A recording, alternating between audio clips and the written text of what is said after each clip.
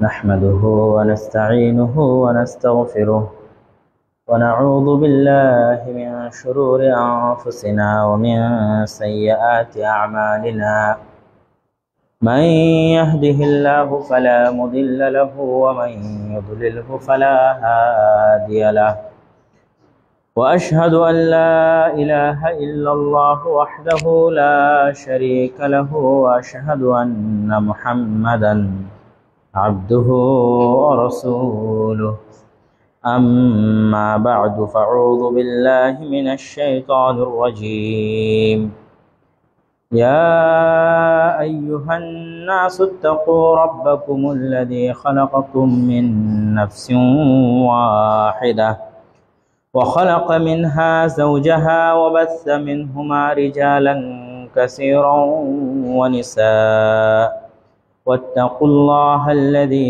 تساءلون به والأرحام إن الله كان عليكم رقيبا وقال تعالى في كلامه المجيد وفرقانه الحميد يا أيها الناس إنا خلقناكم من ذكر وأنثى وجعلناكم شعوبا وقبائل لتعارفوا إن أكرمكم عند الله أتقاكم إن الله عليم خبير।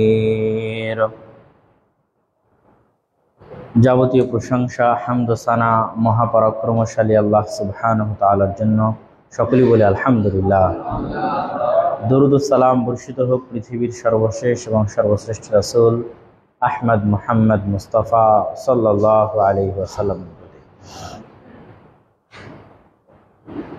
আমরা কোরআনের যে দুটি আয়াত তেলাওয়াত করলাম তাতে আল্লাহ সুবহানাহু তাআলা মানব জাতিকে সম্বোধন করে মুমিন বা মুসলিমকে নয় বরং মানব জাতিকে সম্বোধন করে ইয়া আইয়ুহান নাস, হে মানব জাতি, হে মানুষ, সকল মানুষ, হিন্দু বৌদ্ধ ইহুদি খ্রিস্টান ডোম চামার মেথর মুচি, মানুষ বলতে যা বোঝায় তাদেরকে সম্বোধন করে আল্লাহ বলতে চেয়েছেন যে আমি তোমাদেরকে একজন নারী এবং একজন পুরুষ থেকে সৃষ্টি করেছি, অতঃপর তোমাদেরকে বহু নারী এবং বহু পুরুষে পরিণত করেছি।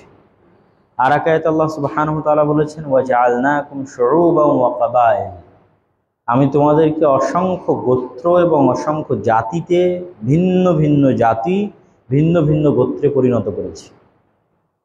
আমরা বাবা আদম এবং মা হাওয়া আলাইহিমুস সালাতু ওয়াস সালামের পক্ষ থেকে হলেও আজ পৃথিবীতে হাজার হাজার ভাষায় মানুষ কথা বলে, হাজার হাজার গোত্র এবং জাতিতে মানুষ বিভক্ত।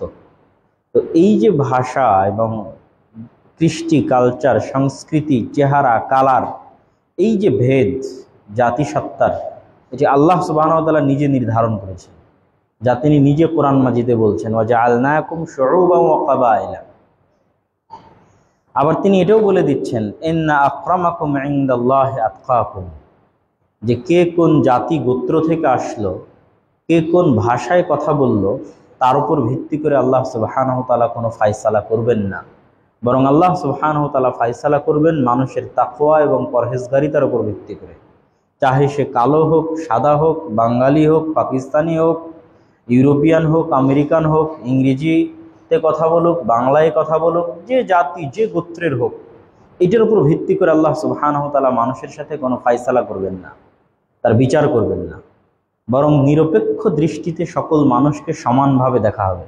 আল্লাহ সুবহানাহু ওয়া তাআলার নিকটে সকল মানুষ সমান, মানুষের মর্যাদা নির্ধারিত হবে তার যোগ্যতার ভিত্তিতে। তো আমাদের দুনিয়াতে যোগ্যতা কি? আমাদের দুনিয়াবী যোগ্যতা আমাদের যোগ্যতা, আর আল্লাহর নিকটে যোগ্যতার মাপকাঠি কি? তাকওয়া। আল্লাহ সুবহানাহু ওয়া তাআলা নিজে বলে দিয়েছেন আমার কাছে যোগ্যতার মাপকাঠি হচ্ছে তাকওয়া। তো আল্লাহ সুবহানাহু ওয়া তাআলা মানুষকে সম্মানিত করবেন, জান্নাতে দিবেন, জাহান্নামে দিবেন, সে কেমন পারফরমেন্স করেছে দুনিয়াতে তার উপর ভিত্তি করে, তার যোগ্যতার উপর ভিত্তি করে, সে কোন গ্রামে জন্মগ্রহণ করেছে, কোন ভাষায় কথা বলেছে, কোন এলাকা, কোন দেশ, কোন জাতিতে জন্মগ্রহণ করেছে তার উপর ভিত্তি করে নয়।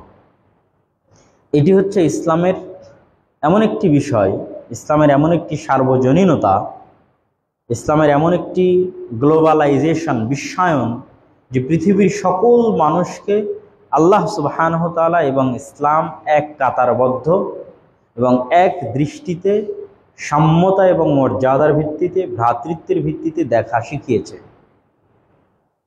তো এই আলোচনা এই জন্য করছি যে আমরা যারা আজকে বাংলাদেশে বসবাস করছি এবং বাংলা ভাষায় কথা বলছি এবং বাংলাদেশি জাতীয় পরিচয় বহন করছি, তাদের উদ্দেশ্যে আমার সংক্ষিপ্ত আজকের জুমার খুতবার আলোচনা থাকবে যে আমাদেরকে আল্লাহ সুবহানাহু ওয়া তাআলা যে ভাষায় বা যে জাতিতে প্রেরণ করেছেন, এটি আমাদের জন্য আল্লাহ সুবহানাহু ওয়া তাআলার পক্ষ থেকে নিয়ামত এবং দয়া। এটির ভিত্তিতে আমরা কখনোই ডিসক্রিমিনেশনের শিকার হব না আল্লাহ সুবহানাহু ওয়া তাআলার নিকটে।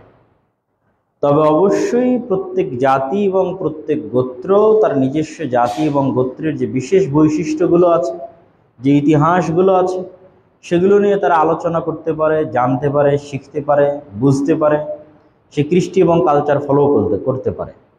রাসূল সাল্লাল্লাহু আলাইহি ওয়াসাল্লাম আরবে প্রেরিত হয়েছেন, আরবি ভাষায় কথা বলেছেন। তিনি আরবের ওই সমস্ত কৃষ্টি কালচার পরিবর্তন করেননি যা ইসলামের বিরুদ্ধে যায়নি, একমাত্র ওই সমস্ত কৃষ্টি কালচার পরিবর্তন করেছেন যা ইসলামের বিরুদ্ধে গেছে। তা বাদে তিনি পুরো দস্তুর একজন অ্যারাবিয়ান, আরবি ভাষাভাষী মানুষ এবং কুরাইশ গোত্রের যে চলাফেরা, উঠা বসা, পোশাক আশাক সবই তার মধ্যে ছিল। শুধুমাত্র ওই জিনিসগুলো তিনি পরিবর্তন করেছেন যেগুলো ইসলামের বিরুদ্ধে যায়। আর এই একটা কারণেই মুসলমানেরা পৃথিবীর যে কোনো দেশে যখন গেছে তখন সেই দেশকে অন্যের দেশ মনে করেন এবং সেই দেশ থেকে টাকা পাচার করার চিন্তা করেন। কিন্তু মুসলমানেরা বাদে আর অন্য কেউ যখন পৃথিবী অ্যাকোয়ার করেছে, তারা চিন্তা করেছে এই দেশ আমার দেশ নয়, এখান থেকে টাকা পাচার করে নিয়ে যেতে হবে। ব্রিটিশরা যখন পুরো ভারত অ্যাকোয়ার করেছে, দখল করেছে, তখন তারা এটাকে নিজের দেশ মনে করতে পারেনি। এখান থেকে কিভাবে ধন সম্পদ চুরি করে দূর দ্বীপ রাষ্ট্র ইংল্যান্ডে নিয়ে যাওয়া যাবে, এটাই ছিল তাদের প্ল্যান, পরিকল্পনা, এবং তাই বাস্তবায়ন করেছে। কিন্তু মুসলমানেরা যখন ভারতে এসেছে তখন মুসলিম শাসকরা তাজমহল বলেন, কুতুব মিনার বলেন, লাল কেল্লা বলেন, ফতেপুর সিক্রি বলেন, যা স্থাপত্য, যা ইনভেস্টমেন্ট তা তারা উজবেকিস্তান, কিরগিজস্তান, তুর্কমেনিস্তান বা আফগানিস্তানে গিয়ে করে। তারা যে দেশে থেকেছে সেই দেশেই ইনভেস্ট করেছে, কেননা সেই দেশকে তারা নিজের দেশ মনে করেছে। মুসলমানেরা যখন স্পেনে গেছে তখন স্পেনের শাসক তার আরব থেকে আসা, উমাইয়া শাসক, মক্কা থেকে যাওয়া। তারা স্পেনের সব সয় সম্পত্তি চুরি করে সৌদি আরবে নিয়ে আসেন, মক্কায় নিয়ে আসেন। যা তৈরি করেছে, আলহামরা তৈরি করুক, তারপরে হচ্ছে কর্ডোবা মসজিদ তৈরি করুক, ব্রিজ তৈরি করুক, ওই যুগে বিশ্ববিদ্যালয় তৈরি করুক, লাইব্রেরি তৈরি করুক, সব স্পেনের মাটিতে তৈরি করেছে।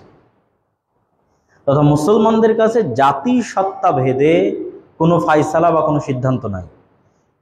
সবাই আল্লাহ সুবহানাহু ওয়া তাআলার বান্দা এবং সকল জাতি আল্লাহ সুবহানাহু ওয়া তাআলার বান্দাদের মধ্যে থেকে জাতি, এবং তাদের কাছে গিয়ে তাদের সাথে উঠা বসা করে তাদের উন্নয়নের জন্য কাজ করা যাবে, এটি ছিল মুসলমানদের চিন্তা ভাবনা এবং থিওরি। তো আমি আজকে আপনাদের সামনে সংক্ষিপ্তভাবে এই ভূমিকার পর আমাদের তরুণ ছাত্র সমাজ, শিক্ষার্থী ভাইদের উদ্দেশ্যে আমরা যেই দেশে বসবাস করছি, যে এরিয়া, যে সীমানায় বসবাস করছি, তার সংক্ষিপ্ত যে হিস্ট্রি, ইতিহাস, যা আমাদের জানা থাকা উচিত। কেননা আমরা এখন হয়তো অনেকেই মনে করি যে আমাদের ইতিহাস হয়তো 1971 থেকে শুরু হয়েছে এবং তার পূর্বে হয়তো বাঙালি, বাংলাদেশি জাতিসত্তার কোনো অস্তিত্ব হয়তো এই পৃথিবীতে ছিল না। এমনভাবে আমরা ইতিহাস পড়ি এবং এমনভাবে আমাদেরকে ইতিহাস পড়ানো হয়। তো আমরা যেই অঞ্চলে বসবাস করছি, যেই দেশে বসবাস করছি, এই দেশের পরিচয়টা এবং এই দেশের স্বাধীনতা এবং মানচিত্রটা কিসের উপর ভিত্তি করে তৈরি হয়েছে এবং কিসের উপর ভিত্তি করে টিকে আছে, এটা আমাদের জানা থাকা দরকার। ভারত উপমহাদেশে ইসলাম অনেক পূর্বেই এসেছে। কেরালার চেরুমল এবং রাজা পেরুমল, তাদের যে তৈরি করা মসজিদ, সেটা দেখলে অনুমান করা যায় যে ভারত উপমহাদেশে রাসূল সাল্লাল্লাহু আলাইহি ওয়াসাল্লামের জীবদ্দশাতে ইসলাম এসেছে। আর তার পরবর্তীতে তো আমরা মোহাম্মদ বিন কাসেমের ইতিহাস জানি, সিন্ধু বিজয়ের ঘটনা। সিন্ধু হচ্ছে বর্তমান পাকিস্তানের একটা প্রদেশ, সিন্ধ প্রদেশ। তো যেহেতু দেশ একটাই ছিল, ভারত, পাকিস্তান, বাংলাদেশ মিলেই ইন্ডিয়ান সাবকন্টিনেন্ট, ভারত উপমহাদেশ হিসেবে গণ্য করা হতো, সেহেতু সেখানে ইসলামের রাজকীয় প্রবেশ মানে এই অঞ্চলগুলোতেও ইসলামের প্রবেশ। তবে সরাসরি যদি আমরা এই বাংলার কথা চিন্তা করি, তো এই বাংলাতে চিটাগাংয়ে ব্যবসায়ীদের মাধ্যমে, যেমন কেরালা যেহেতু সমুদ্রের তীরবর্তী অঞ্চল, সেখানেও ব্যবসায়ীদের মাধ্যমে ইসলাম প্রবেশ করেছে, ঠিক চিটাগাং যেহেতু সমুদ্র তীরবর্তী অঞ্চল, সেখানেও ব্যবসায়ীদের মাধ্যমে ইসলাম প্রবেশ করেছে। কিন্তু রাষ্ট্রীয়ভাবে ইসলামের প্রতিষ্ঠা হয়েছে 1200 খ্রিস্টাব্দের দিকে, যখন ইখতিয়ারউদ্দিন মোহাম্মদ বিন বখতিয়ার খিলজি গৌড় আক্রমণ করেন। এবং যেই গৌড় তিনি আক্রমণ করেন, সেই গৌড় মূলত আমাদের চাঁপাইনবাবগঞ্জের যে ছোট সোনা মসজিদ আছে, এই ছোট সোনা মসজিদ থেকে নিয়ে শুরু করে মালদা ওল্ড স্টেশন পর্যন্ত যে রোড, এই রোডের নাম হচ্ছে গৌড় রোড। এবং এই রোডের দুই পাশে স্বাধীন সুলতানি শাসন আমলের সময়ের অসংখ্য মসজিদ এবং অসংখ্য মাদ্রাসা এখনো টিকে আছে, যার একটা বা দুইটা অংশ, 3-4টা অংশ আমাদের বাংলাদেশের সীমান্তের মধ্যে পড়েছে। যেমন ছোট সোনা মসজিদ বাংলাদেশের সীমান্তের মধ্যে পড়েছে, দরাজবাড়ি মাদ্রাসা চাঁপাইনবাবগঞ্জে বাংলাদেশের সীমান্তের মধ্যে পড়েছে। আর বাংলাদেশের সীমানা ক্রস করে যাওয়ার পর আরও অসংখ্য মসজিদ এবং মাদ্রাসার স্থাপত্য মালদহ জেলায় ওই রাস্তার দুই পাশে এখনো অব্যাহত আছে এবং বাকি আছে, টিকে আছে স্থাপনা, যেটা ওই স্বাধীন সুলতানি শাসন আমলের রাজধানীর প্রমাণ বহন করে, যে ইখতিয়ারউদ্দিন মোহাম্মদ বিন বখতিয়ার খিলজি যেই রাজধানী বিজয় করেছিলেন। এবং তিনি চেয়েছিলেন যে এই দিক দিয়ে প্রবেশ করে তিব্বত পর্যন্ত অভিযান পরিচালনা করেছিলেন, রংপুর দিনাজপুর হয়ে তিব্বত পর্যন্ত অভিযান পরিচালনা করেছিলেন। কিন্তু পাহাড়ি অঞ্চল এবং শীত অঞ্চলে মুসলমানদের যুদ্ধের অনভিজ্ঞতার কারণে তারা তিব্বত বা হিমালয় পরবর্তী অঞ্চলগুলো বিজয় করতে পারেনি। এখানে যেমন হিমালয় পরবর্তী অঞ্চল বিজয় করতে পারেনি, ঠিক একই ঘটনা মুসলমানদের সাথে ঘটেছিল স্পেনে। স্পেনের সীমান্তের সাথে লাগোয়া হচ্ছে ফ্রান্স, এবং স্পেনের যে অঞ্চলটা আন্দালুস, এই অঞ্চলটা গরম, ঠিক আরবে যেরকম গরম সেরকম গরম। কিন্তু আন্দালুস অতিক্রম করে যত যেতে থাকবেন উত্তরের দিকে, মাদ্রিদ স্পেনের রাজধানী, মাদ্রিদ ক্রস করে ফ্রান্স, তত শীত বাড়তে থাকবে। এবং মুসা বিন নুসাইর এবং তার যে বাহিনী ছিল তারেক বিন জিয়াদ, তারা যুদ্ধাভিযান পরিচালনা করতেই থেকেছিল ফ্রান্স অভিমুখে। কিন্তু যখন প্রচণ্ড শীতকালীন এরিয়া চলে আসলো, ওটাকে ওই যুদ্ধের নাম দেওয়া হয়েছে ইতিহাসের পাতায় মেলাজগুর্দের যুদ্ধ। তো বরফ এবং শীত অঞ্চলে মুসলমানদের যুদ্ধ পরিচালনার অনভিজ্ঞতার কারণে তারা সেই যুদ্ধে পরাজিত হয়, এবং ওই স্পেনের সীমানা আর মুসলমানেরা সামনে বাড়াতে পারেনি। এবং অদ্যবধি পৃথিবীতে শীতকালীন অঞ্চলগুলোতে মুসলমানদের বিজয় নাই। কেননা এখানে যেমন ইখতিয়ারউদ্দিন মোহাম্মদ বিন বখতিয়ার খিলজি হিমালয় পার করতে পারেনি, ঠিক ওখানেও তারেক বিন জিয়াদ এবং মুসা বিন নুসাইর স্পেনের সীমানা পার করে ফ্রান্সে, ইতালিতে, জার্মানিতে প্রবেশ করতে পারেনি। একমাত্র উসমানীয় শাসন আমল যাদের উত্থান ছিল উসমানীয় খেলাফত, তারাই একমাত্র ইস্তাম্বুল বা তুরস্ক এবং ইউরোপের কিছু শীত অঞ্চল বিজয় করতে সক্ষম হয়েছে। কসোভো, মেসিডোনিয়া, কিছু ইউরোপের কিছু অংশ, তুরস্ক থেকে শুরু করে কিছু অংশ তারা বিজয় করতে সক্ষম হয়েছে। তো আমরা যেটা বলতে চাচ্ছি যে এই অঞ্চলে রাষ্ট্রীয়ভাবে ইসলামের বিজয় হয় ইখতিয়ারউদ্দিন মোহাম্মদ বিন বখতিয়ার খিলজির হাতে। এবং এই রাষ্ট্রীয় বিজয়ের পরে 2 ভাগে বা 3 ভাগে আমরা এই অঞ্চলের শাসন ক্ষমতাকে ভাগ করতে পারি। তার মধ্যে একটা ব্যাপক অংশ ছিল স্বাধীন সুলতানি শাসন আমল। এটাকে স্বাধীন বলা হয় এই জন্য যে দিল্লিতেও তখন মুসলমানদের শাসন ব্যবস্থা আছে, বাংলাতেও মুসলমানেরা আছে, কিন্তু বাংলার মুসলমানেরা দিল্লির মুসলমানদের অধীনস্থ নয়, এই জন্য নাম দেওয়া আছে স্বাধীন সুলতানি শাসন আমল। এবং অল টাইম বাংলার মুসলমান রাজা বাদশাদের সাথে দিল্লির মুসলমান রাজা বাদশাদের যুদ্ধ লেগে থাকতো। দিল্লির মুসলমান রাজা বাদশাহ বাংলাকে অ্যাকোয়ার করতে চাইতো, তাদের অধীনস্থ করতে চাইতো। কিন্তু আজকেও যদি আপনি বাংলাদেশের প্রাকৃতিক রূপ বৈচিত্র্য দেখেন, তাহলে আজ থেকে 500-600 বছর আগে কিরকম প্রাকৃতিক রূপ বৈচিত্র্য থাকতে পারে, আজকেও যদি বাংলাদেশের সকল কালভার্ট, ব্রিজ, সেতু সব ভেঙে দেওয়া হয়, নাই মনে করেন কোনো কালভার্ট, ব্রিজ, সেতু কিছু নাই, তাহলে বর্ষাকালীন সময়ে এই বাংলাদেশে চলাচল করা অসম্ভব। তো ইতিহাসের পাতায় লেখা আছে, যেমন শাহ ইলিয়াস, যাকে বাঙালিদের জাতির পিতা হিসেবে ইতিহাসে অভিহিত করা আছে, যিনি প্রথম বাঙালি ভাষাভাষী মানুষজনকে একত্রিত করে একটা শাসন ব্যবস্থা প্রতিষ্ঠিত করেছিলেন। তার বিরুদ্ধে বহু যুদ্ধ করেছে দিল্লির শাসকরা, কিন্তু বাংলার শাসকরা ওয়েট করতো, অপেক্ষা করতো কখন বর্ষাকাল আসবে। বর্ষাকাল আসলে সব নদী নালা খাল বিল সব ডুবে যেত, তখন দিল্লির শাসকরা এখান থেকে পালিয়ে যেত। প্রচুর পরিমাণে যোগাযোগ দুর্বলতা এবং অত্যাধিক মশার উপদ্রব। মশার উপদ্রবের কথা ইবনে বাতুতা তার সফরনামার মধ্যে লিখে গেছেন। বাংলাদেশকে তিনি এইভাবে চিত্রায়িত করেছেন যে জাহান্নামের মধ্যে এক টুকরো জান্নাত, মানে জাহান্নাম এবং জান্নাত।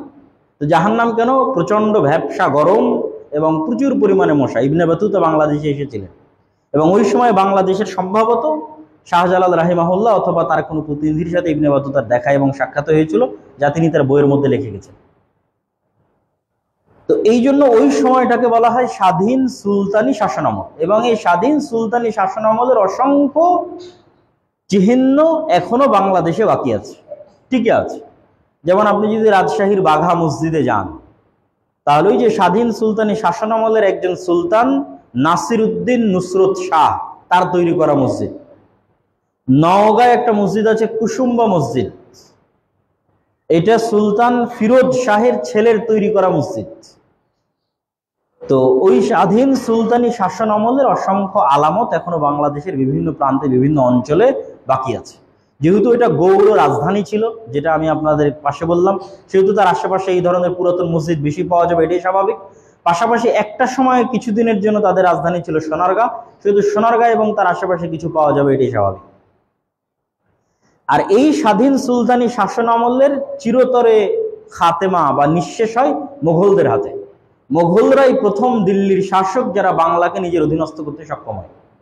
মোগলদের পূর্বে কেউই এত লম্বা সময় বাংলাকে নিজের অধীনস্থ রাখতে পারে। মোগলরাই প্রথম বাংলার রাজধানী গৌড় থেকে এবং সোনারগাঁ থেকে পরিবর্তন করে ঢাকায় করে, যেখানে আজকে বাংলাদেশের লালবাগের কেল্লা বা আহসান মঞ্জিল যে অঞ্চলটুকু আছে নদীর ধারে, বুড়িগঙ্গা নদীর তীরবর্তী, এই অংশটুকুকে তারাই প্রথম বাংলাদেশের রাজধানী হিসেবে ঘোষণা করে, জাহাঙ্গীরনগর, বাদশাহ জাহাঙ্গীর। এবং ওই মোগল শাসনামলের অধীনস্থ বাংলার একজন বিখ্যাত শাসকের নাম এখনো বাংলাদেশের মানুষের মুখে মুখে ঘুরে বেড়ায়, তিনি হচ্ছেন শায়েস্তা খাঁ, যার সময় প্রচুর পরিমাণে আদল এবং ইনসাফ, ন্যায়পরায়ণতা, অঢেল সম্পদের বিরাজ, দ্রব্যমূল্যের দামের কমতি এবং ঐশ্বর্য এবং ধন সম্পদের ব্যাপকতা সবকিছু বাংলায় লাভ করে। তো সেই শায়েস্তা খান ছিলেন সুবেদার। সুবা হচ্ছে উর্দু শব্দ যার অর্থ প্রদেশ, সুবেদার মানে প্রদেশের নেতা। তো এটা একটা প্রদেশ, মোগলদের অধীনস্থ একটা প্রদেশ, যার নেতা হচ্ছে সুবেদার। সুবা হচ্ছে উর্দু শব্দ, প্রদেশ। তো এই দীর্ঘ সময়ে ভারত এবং বাংলাদেশ মিলিয়ে যে মুসলমানদের শাসন ব্যবস্থা, তার চিহ্ন শুধু বাংলাদেশে আছে এটা না, ভারতেও আছে। আজকেও ভারতের যেখানে পতাকা উড্ডীন করা হয় সেটা লালকেল্লা, সেটা মুসলমানদের তৈরি করা দিল্লিতে। এবং পুরান দিল্লিতে মুসলমানদের এরকম অসংখ্য স্থাপনা আছে, শাহী জামে মসজিদ থেকে শুরু করে অসংখ্য স্থাপনা আছে, যা মুসলমানরা এই দেশ একদিন শাসন করেছে এবং এই দেশ থেকে সম্পদ চুরি করেনি, এই দেশ থেকে সম্পদ পাচার করেনি, এই দেশের সম্পদ এই দেশে রেখেছে, এই দেশে ইনভেস্ট করেছে, তার অসংখ্য আলামত আছে।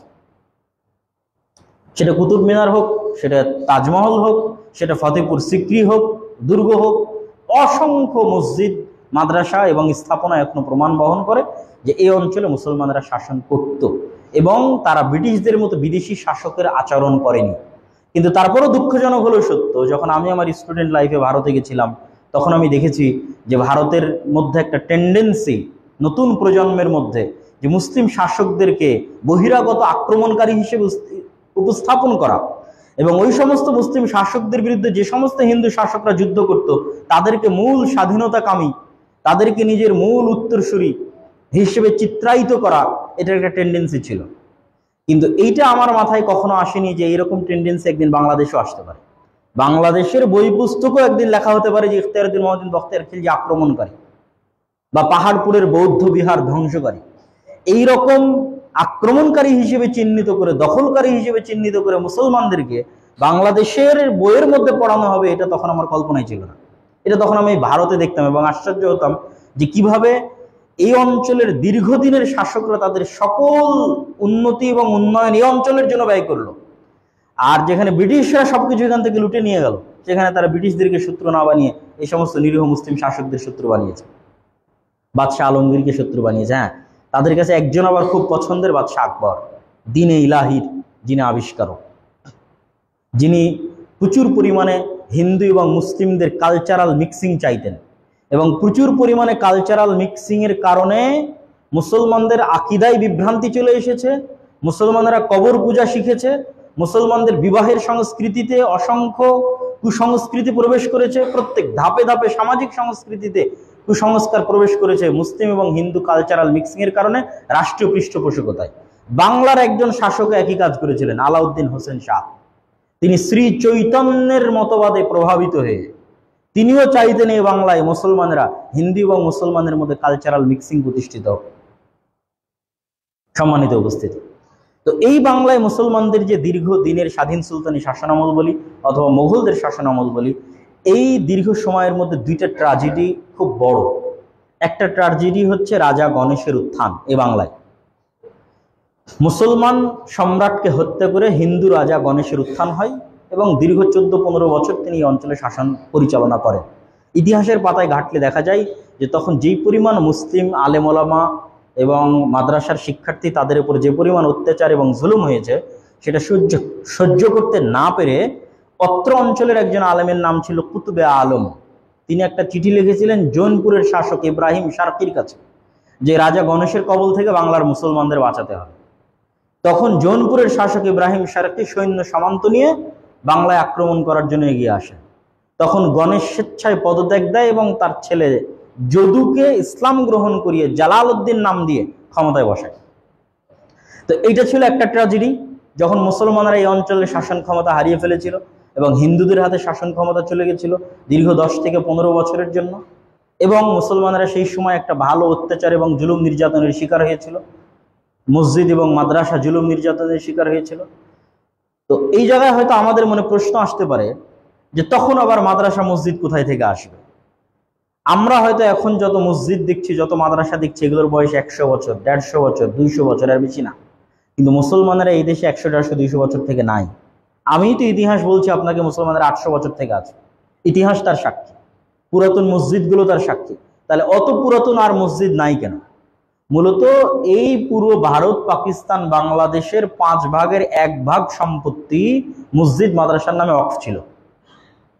মানে গত 400-500 বছরে মুসলমানেরা, শাসকেরা, সাধারণ জনগণ এই পরিমাণ সম্পত্তি মসজিদ মাদ্রাসার নামে ওয়াকফ করেছে যে এই পুরো ভারত, পাকিস্তান, বাংলাদেশের 5 ভাগের 1 ভাগ সম্পত্তি মসজিদ মাদ্রাসার নামে ওয়াকফ ছিল। সেটাই ব্রিটিশরা লাখেরাত সম্পত্তি বাজেয়াপ্তকরণের নামে পরিপূর্ণরূপে ধ্বংস করে দেয়। তখন আর মসজিদ মাদ্রাসার নামে কোনো সম্পত্তি বাকি থাকেনি। এই জন্য ব্রিটিশদের ওই লাখেরাত সম্পত্তি বাজেয়াপ্তকরণের পরে মুসলমানেরা যে মসজিদের জন্য জমি ওয়াকফ করেছে সেটা আছে, মাদ্রাসার জন্য যে জমি ওয়াকফ করেছে সেটা আছে, তার আগেরটা নাই। ওটা সরকারি ঘরে চলে গেছে, জমিদারির প্রথার মাধ্যমে জমিদারদের মধ্যে বন্টন করে দেওয়া হয়েছে। সম্মানিত উপস্থিতি, তো আমরা যে ধারাবাহিক ইতিহাস বলছিলাম, ইতিহাসের মধ্যে দ্বিতীয় যে ট্র্যাজেডি, যেটা আপনারা সবাই জানেন, সেটা হচ্ছে 1757 সালের 23শে জুন পলাশীর আম্রকাননে ইস্ট ইন্ডিয়া কোম্পানির হাতে যে নবাব সিরাজউদ্দৌলার যে পতন হয়। এই নবাব সিরাজউদ্দৌলার পতনের মাধ্যমে শুধু বাংলায় নয়, বরং পুরো ভারতের মুসলমানদের স্বাধীনতা সূর্য অস্তমিত হয়, যেটা আর 100 বছর পর ফাইনালাইজেশন মানে পরিপূর্ণ ফাইনাল হয়।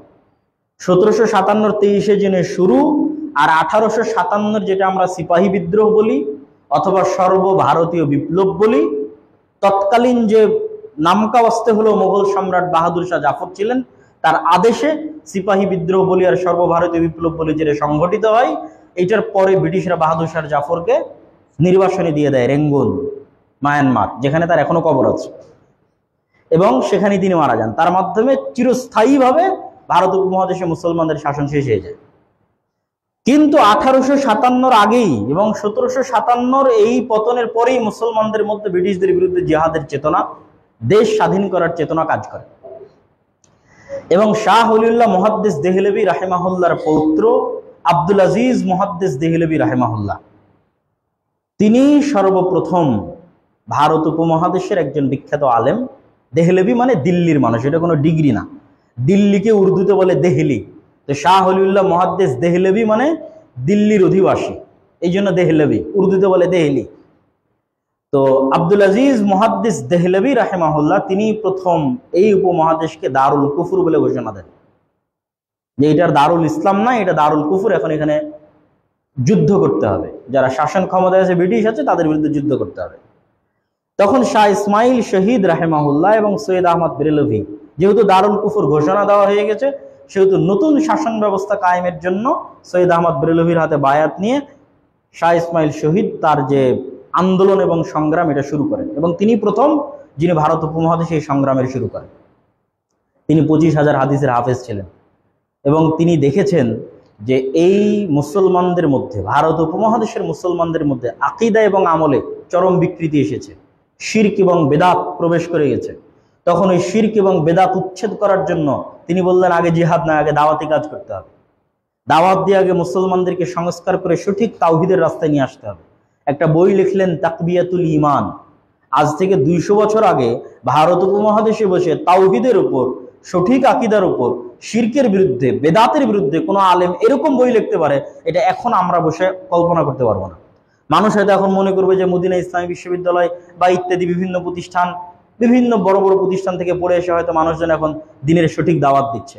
কিন্তু যখন মদিনা ইসলামী বিশ্ববিদ্যালয় ছিল না, যখন দারুল উলুম দেওবন্দ ছিল না, তখন শাহ ইসমাইল শহীদ রাহিমাহুল্লাহ তাকবিয়াতুল ঈমান লিখেছেন শিরক এবং বেদাতের বিরুদ্ধে, যা এখনো পাওয়া যায়, বাংলায় অনুবাদ আকারেও পাওয়া যায়, আরবিতে অনুবাদ হয়েছে রিসালাতুত তাওহীদ নামে।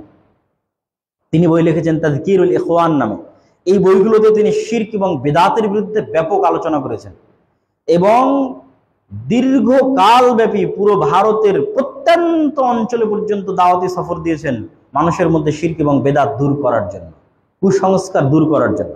তাদের এই দাওয়াতি সফরের একটা কাফেলা পদ্মা নদী দিয়ে যখন চলমান ছিল, তখন রাজশাহী, মালদা, মুর্শিদাবাদের কোনো এক অঞ্চলে এসেও থেমেছিল মর্মে ইতিহাসে প্রমাণ পাওয়া যায়, যখন তারা দাওয়াতি কাজ করার জন্য এসেছিলেন। তো শাহ ইসমাইল শহীদ এবং সৈয়দ আহমদ বেরেলভী তারা শহীদ হন 1831 সালে। 1831-এর বালাকোটের প্রান্তরে তারা শিখদের বিরুদ্ধে এক যুদ্ধে শহীদ হয়ে যান। এখন হয়তো আমরা শিখদেরকে কেমন দেখছি তা জানি না, কিন্তু 1946-এর ইতিহাস পড়েন, আপনি পাঞ্জাব রাজ্যের ইতিহাস পড়েন, যখন পাঞ্জাব থেকে মুসলমানেরা বিতাড়িত হয়ে, অমৃতসর থেকে বিতাড়িত হয়ে পাকিস্তানের লাহোরের দিকে যাচ্ছিল, তখন শিখরা কি পরিমাণ মুসলমানদেরকে হত্যা করেছে, সেই ইতিহাস হৃদয় বিদারক ইতিহাস, কল্পনা করা যাবে না। মৌলানা সানাউল্লাহ অমৃতসরী তার জীবনীর মধ্যে লিখেছেন যে তার পুরো লাইব্রেরি ধ্বংস করে দিয়েছে। যদি মৌলানা আবুল কালাম আজাদ তথা কংগ্রেসের নেতা মৌলানা আবুল কালাম আজাদ, কেননা তখন এই ইতিহাস আমি পরে আসবো একটু পরেই, মৌলানা আবুল কালাম আজাদ যদি পুলিশ ফোর্স না পাঠিয়ে আমার লাইব্রেরি সংরক্ষণ না করতেন, তাহলে আমার লাইব্রেরি শিখদের হাতে ধ্বংস হয়ে যেত। তো ওই শিখদের বিরুদ্ধে যুদ্ধ করতে গিয়ে 1831 সালে শাহ ইসমাইল শহীদ এবং সৈয়দ আহমদ বেরেলভী শহীদ হন। তো তারপরে যে জিহাদ আন্দোলন বা ব্রিটিশ বিরোধী আন্দোলন থেমে গেছিল তা নয়। তিতুমিরের কেল্লার কথা আমাদের জানা আছে, হাজি শরীয়তুল্লাহর ফরাইজি আন্দোলনের কথা আমাদের জানা আছে, মাওলানা এনায়েত আলী, মাওলানা বেলায়েত আলী, পাটনার সাদিকপুরি পরিবার, তাদের ইতিহাসের কথা জানা আছে। এরকম ভারতের বিভিন্ন অঞ্চলে বিভিন্নভাবে মুসলমানরা এই আন্দোলনটাকে অব্যাহত রেখেছে এবং কন্টিনিউ করেছে। যখন ব্রিটিশরা দেখেছে যে এই দেশ তাদেরকে ছাড়তেই হবে, বিশেষ করে দ্বিতীয় বিশ্বযুদ্ধ পরবর্তী সময় যখন তারা দেখেছে যে তাদের এই দেশ ছাড়তেই হবে, তখন তারা এই সমস্ত আন্দোলনকারীদের হাতে, মুসলিম আন্দোলনকারীদের হাতে দেশ ছেড়ে যাবে, এটা তারা কল্পনাই করে, এটা তারা ভাবেইনি। এই জন্য দীর্ঘদিন যাবৎ তাদের পারপাস যে সমস্ত হিন্দু জমিদারেরা সার্ভ করেছে, তাদেরকেও তারা শিখালো যে হ্যাঁ, তোমরাও স্বাধীনতার আন্দোলন করো, তোমরাও একটা দল তৈরি করো। কংগ্রেস তৈরি হলো, রাজনৈতিক দল তৈরি হলো, দেশের মানুষজনকে কিছু অধিকার দেওয়া শুরু হলো, নিজেদের মধ্যে স্বায়ত্ত শাসনের সিস্টেম চালু করা হলো।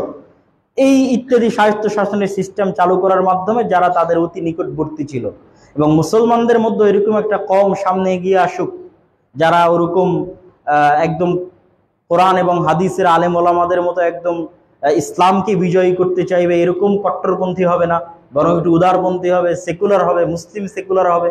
হিন্দু সেকুলার আর মুসলিম সেকুলারদের একত্রিত করে যে রাজনৈতিক দলগুলো ব্রিটিশদের ছত্রছায়ায় তৈরি হলো, তার একটা হচ্ছে কংগ্রেস আর একটা হচ্ছে মুসলিম লীগ।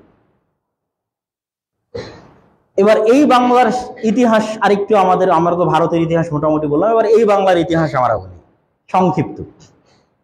সেটা হচ্ছে এই বাংলায় আজকেও আপনি হয়তো বা পাকিস্তানের বিরুদ্ধে যখন আন্দোলন হয়েছে তখনও হয়তো আমাদের একটা কথা ছিল যে আমরা যা ইনকাম করি সব পাচার হয়ে পাকিস্তানে চলে যায়। ফলত আমাদের জন্য যে 6 দফা দাবি ছিল যে আমাদের জন্য ডিফারেন্স কারেন্সি চাই, শেখ মুজিবুর রহমানের 6 দফা দাবির মধ্যে এগুলো অন্তর্ভুক্ত ছিল, যে আমাদের মুদ্রা হবে ভিন্ন, কেন্দ্রীয় ব্যাংক হবে ভিন্ন, ইত্যাদি ইত্যাদি ডট ডট ডট। শুধুমাত্র সেনাবাহিনী এবং পররাষ্ট্র কেন্দ্র নিয়ন্ত্রণ করবে, বাকি সব আমরা নিয়ন্ত্রণ করব। যদিও সেই সময় শেখ মুজিবুর রহমানের এই দাবি মানা হয়নি, কিন্তু পরবর্তীতে পাকিস্তানে ঠিকই 6 দফা বাস্তবায়ন হয়েছে। যে 6 দফা শেখ মুজিবুর রহমান দাবি করেছিলেন তার অধিকাংশই চলমান পাকিস্তানে বাস্তবায়ন হয়েছে, কিন্তু ওই সময় মানা হয়নি। তো ঠিক ওই সময় যখন আমরা বলতাম যে আমাদের এখান থেকে সবকিছু পাচার হয়ে যাচ্ছে পাকিস্তানে, তো তারও আগে এই পূর্ববঙ্গের সবকিছু পাচার হয়ে যেত কলকাতায়। তথা এই পূর্ববঙ্গে কোনো প্রকার ইনস্টিটিউট, শিক্ষা প্রতিষ্ঠান, কলেজ, স্কুল, বিশ্ববিদ্যালয়, কল কারখানা কিছুই ছিল না। আইয়ুব খাঁ তার বই ফ্রেন্ড নট মাস্টার এই বইয়ের মধ্যে লিখেছে যে যখন তাকে এই পূর্ব পাকিস্তানের জিওসি করে পাঠানো হয় 1946 এবং 47-এর পরে পূর্ব পাকিস্তানে জিওসি করে পাঠানো হয়, তখন ঢাকায় সেনাবাহিনীর সেনানিবাস তৈরি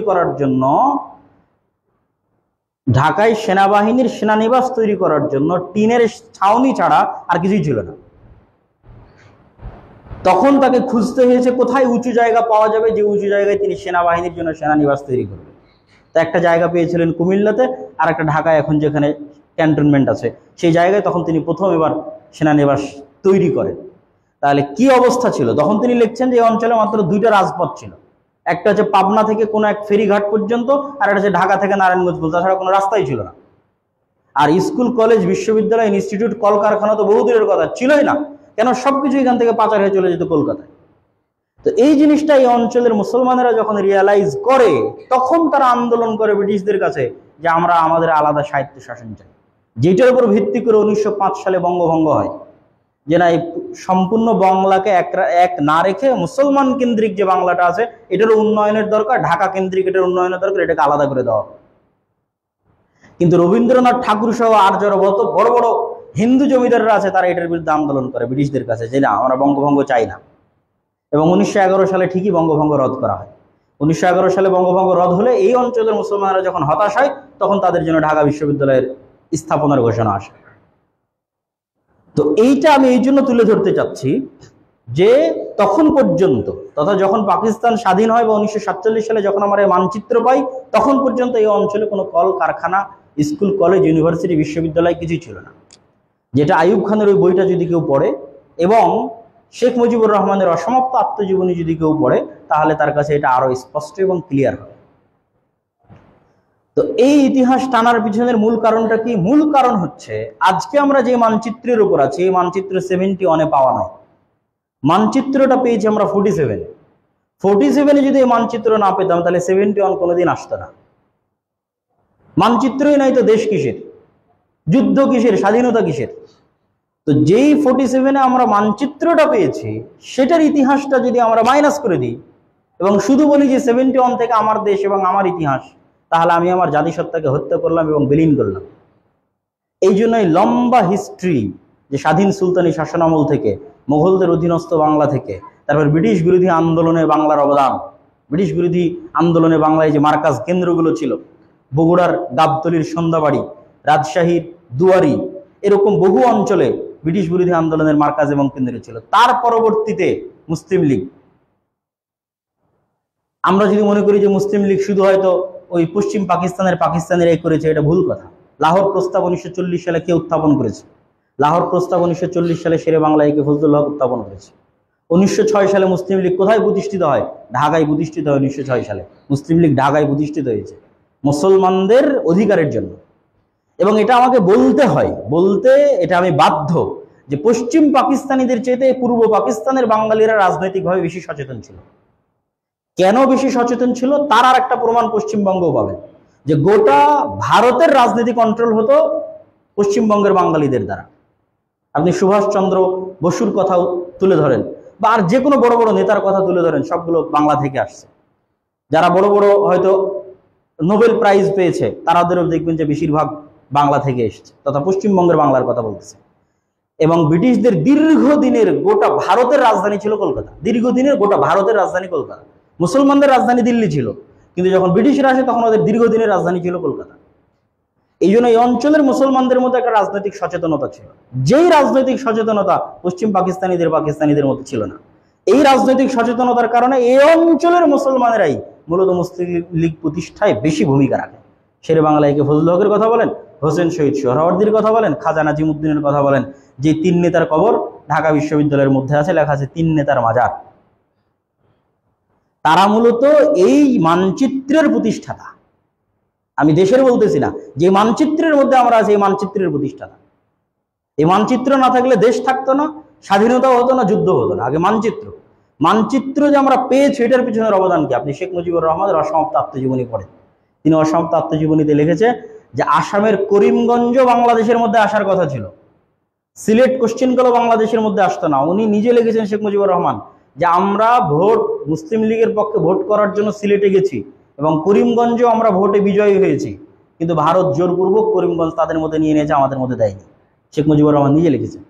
এবং তিনি বারবার বলেছেন ওই বইয়ের মধ্যে, অসমাপ্ত আত্মজীবনীর মধ্যে, যে আমরা যখন মুসলমানদের আলাদা দেশের কথা বলতাম, আমি শেখ মুজিবুর রহমান আমার বক্তব্যে যখন মুসলমানদের আলাদা দেশের কথা বলতাম, তখন ওয়াহাবি আন্দোলনের কথা বলতাম, তখন তিতুমিরের লালকেল্লার কথা বলতাম, হাজী শরীয়তুল্লাহর ফরাইজি আন্দোলনের কথা বলতাম, তারপরে হিন্দুদের আমাদের উপর অত্যাচার এবং জুলুমের কথা বলতাম। তো হিন্দুদের অত্যাচার এবং জুলুমের 2টা ঘটনা তিনি নিজে লিখেছেন, তার জীবনের 2টা ঘটনা। একটা ঘটনা লিখেছেন যে তার এক হিন্দু বন্ধুর বাড়িতে তিনি বেড়াতে গেলে তার হিন্দু বন্ধুর মা শেখ মুজিবুর রহমান ওই বাড়িতে যাওয়ার কারণে বাড়ি ধুইয়ে দিয়েছে, যে বাড়ি অপবিত্র হয়ে গেছে, ধোয়াতে হবে, বইয়ের মধ্যে লেখা আছে। এইটা একটা। আর আরেকটা হচ্ছে, একদিন তাকে গ্রেফতার করে জেলখানায় নিয়ে যাওয়া হয়েছে, কিন্তু হিন্দু বিচারক হওয়ার কারণে এবং তিনি মুসলিম হওয়ার কারণে তাকে মুক্তি দেয়নি, তিনি লিখেছেন।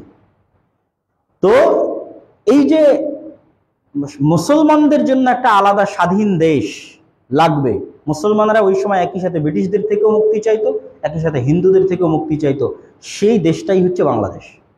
অতএব এই ইতিহাসকে আপনি শুধু 71 থেকে যদি কানেক্টেড করেন, তাহলে কখনোই এই দেশের আসল জাতিসত্তার পরিচয় আপনি পাবেন না। বরং এই মানচিত্রটা আমরা কিভাবে পেয়েছি সেটার ইতিহাসও আমাদেরকে জানতে হবে। এবং এটার ইতিহাস আমাদেরকে এই জন্য জানা জরুরি যে আমরা যদি চাই যে ভবিষ্যতে এই দেশ সার্বভৌম থাকুক, অখণ্ড থাকুক, স্বাধীন থাকুক, তাহলে এই ইতিহাস আমাদেরকে শক্তভাবে আঁকড়ে ধরতে হবে এবং এই ইতিহাস থেকে শিক্ষা নিয়ে সামনে আগাতে হবে। যে আজকেও আবার সেই যুগ চলে এসেছে যে বাংলাদেশের সকল সম্পত্তি পাচার হয়ে চলে যাবে বিদেশে, বাংলাদেশের সকল সম্পত্তি পাচার হয়ে চলে যাবে ভারতে, বাংলাদেশের সকল সম্পত্তি পাচার হয়ে চলে যাবে কানাডা এবং ইউরোপে। তো এই সম্পত্তি পাচার হওয়ার জন্যই তো পাকিস্তানিদের বিরুদ্ধে আন্দোলন করা হয়েছে, এই সম্পত্তি পাচার হওয়ার জন্যই তো 1905 সালে বঙ্গভঙ্গ করা হয়েছিল। আজকেও তো সম্পত্তি পাচার হয়ে যাচ্ছে। তাহলে আপনার দেশের যে উন্নয়ন হওয়ার কথা, সে উন্নয়ন কোশ্চিনকালেও সম্ভব নয়, ওটা আসবে না। আপনি ফকির, মিসকিন, অশিক্ষিত, মূর্খ এবং গোলাম হিসেবে বাকি জীবন কাটাবেন। তো এই অশিক্ষিত, মূর্খ এবং গোলাম হওয়ার জন্য তারা আমাদের পূর্বপুরুষরা এই দেশ স্বাধীন করেনি। শেরে বাংলা একে ফজলুল হক এদেশ স্বাধীন করেনি। স্বাধীনভাবে মাথা উঁচু করে দাঁড়াবে, এদেশের সম্পদ এদেশের মধ্যে থাকবে, এদেশের মানুষের ক্ষমতায়ন হবে, এদেশের মানুষের উন্নয়ন হবে শিক্ষাগত। ওই যে বলা হচ্ছে 47-এ যখন আমাদের হাতে দেশ দিয়ে দেওয়া হলো, তখন যে ব্রিটিশ সেনাবাহিনী ছিল, এই ব্রিটিশ সেনাবাহিনীর একটা অস্ত্র কি পূর্ব পাকিস্তান কি পশ্চিম পাকিস্তান পায়নি, সকল অস্ত্র ভারতের কাছে থেকে গেছে। তাতে একটা ফকির এবং মিসকিন অবস্থায় এই দেশের শুরু হয়েছে 47-এ। কোনো প্রকার কল কারখানা, স্কুল, কলেজ, বিশ্ববিদ্যালয় ছাড়া এই দেশের শুরু হয়েছে। এবং আজও যদি আপনি জরিপ করেন যে ওই 25 বছর, যে 25 বছরে হয়তো আমরা অন্য অনেক কিছু থেকে বঞ্চিত ছিলাম, কিন্তু ওই 25 বছরে ব্যাপক পরিমাণ ইনস্টিটিউট, শিক্ষা প্রতিষ্ঠান, কলকারখানা এই দেশে গড়ে উঠেছে। রাজশাহী বিশ্ববিদ্যালয় বলেন, মেডিকেল বলেন, আরও অসংখ্য বিশ্ববিদ্যালয় বলেন, মেডিকেল বলেন, তার বেশিরভাগই দেখবেন যে ওই 47 থেকে 71-এর মধ্যে গড়ে উঠেছে। আর আরও বড় অবদান ছিল আইয়ুব খানের, কেন উনি বেশি এটার পিছনে শ্রম দিতেন, সময় দিতেন, যে শিক্ষা প্রতিষ্ঠান গড়তে হবে, কলকারখানা গড়তে হবে, এবং এটার পিছনে অনেক সময় ব্যয় করেছেন এবং টাইম দিয়েছেন। বরং সেই তুলনায় আমরা এই 50 বছরে কত ইউনিভার্সিটি, বিশ্ববিদ্যালয়, কলকারখানা, কলেজ, ব্যবসা বাণিজ্যের উন্নয়ন করেছি সেটাও মেপে দেখা দরকার।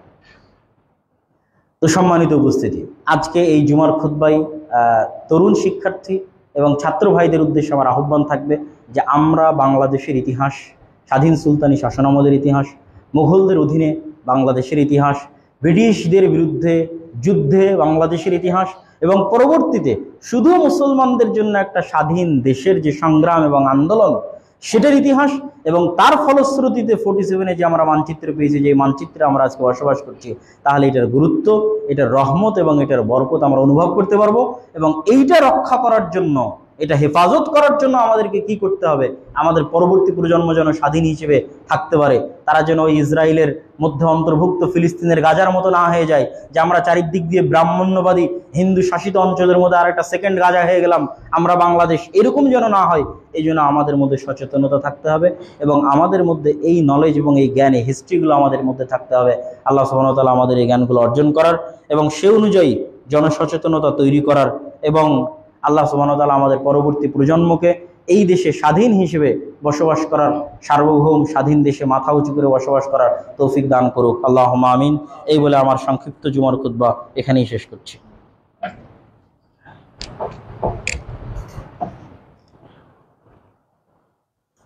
আলহামদুলিল্লাহ ওয়াহদা ওয়াসসালাতু ওয়াসসালামু আলা মান লা নাবিয়্যা বা'দাহ। ইয়া আইয়ুহাল্লাযীনা আমানু সাল্লু আলাইহি ওয়া সাল্লিমু তাসলিমা। আল্লাহুম্মা সাল্লি আলা মুহাম্মাদিন ওয়া আলা আলি মুহাম্মাদ কামা সাল্লাইতা আলা ইব্রাহিম ওয়া আলা আলি ইব্রাহিম ইন্নাকা হামিদুম মাজিদ। আল্লাহুম্মা বারিক আলা মুহাম্মাদ ওয়া আলা আলি মুহাম্মাদ কামা বারাকতা আলা ইব্রাহিম ওয়া আলা আলি ইব্রাহিম إنك حميد مجيد. ربنا ظلمنا أنفسنا وإن لم تغفر لنا وترحمنا لنكونن من الخاسرين. ربنا ظلمنا أنفسنا وإن لم تغفر لنا وترحمنا لنكونن من الخاسرين. ربنا آتنا في الدنيا حسنة وفي الآخرة حسنة وقنا عذاب النار. ربنا آتنا في الدنيا حسنة وفي الآخرة حسنة وقنا عذاب النار. رب ارحمهما كما ربياني صغيرا. رب ارحمهما كما ربياني صغيرا. رب ارحمهما كما ربياني صغيرا. رب ارحمهما كما ربياني صغيرا. اللهم انصر المسلمين المؤمنين المظلومين في فلسطين. اللهم انصر المؤمنين المسلمين المظلومين المجاهدين في فلسطين. اللهم انصر المؤمنين المسلمين المظلومين المجاهدين في فلسطين. اللهم اخذل اليهود والنصارى والكفرة والمشركين. اللهم اخذل اليهود والنصارى والكفرة والمشركين. اللهم اخذل اليهود والنصارى والكفرة والمشركين. اللهم احفظ بلادنا وبلاد سائر المسلمين. اللهم احفظ بلادنا من كيد الكائدين ومكر الماكرين. اللهم احفظ بلادنا من كيد الكائدين ومكر الماكرين. اللهم اشف مرضانا ومرضى جميع المسلمين. اللهم اشف مرضانا ومرضى جميع المسلمين. اللهم اشف مرضانا ومرضى جميع المسلمين. سبحان ربك رب العزة عما يصفون وسلام على المرسلين والحمد لله رب العالمين.